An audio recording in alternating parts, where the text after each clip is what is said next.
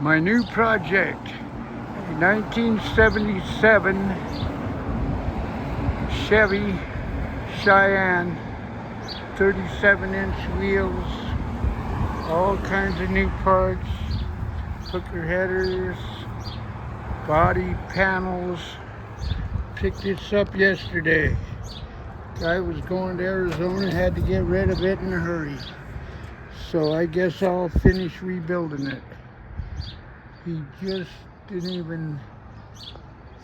even get started. Ordered all the new parts and now he has to leave.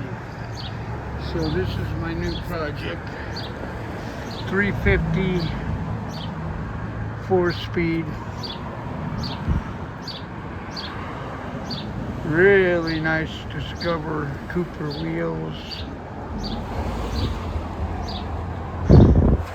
Came with a nice light bar. Truck runs and drives.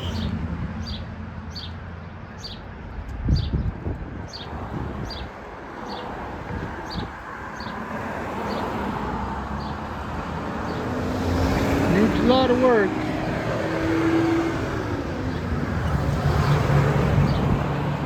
But I'm retired, so I got plenty of time now.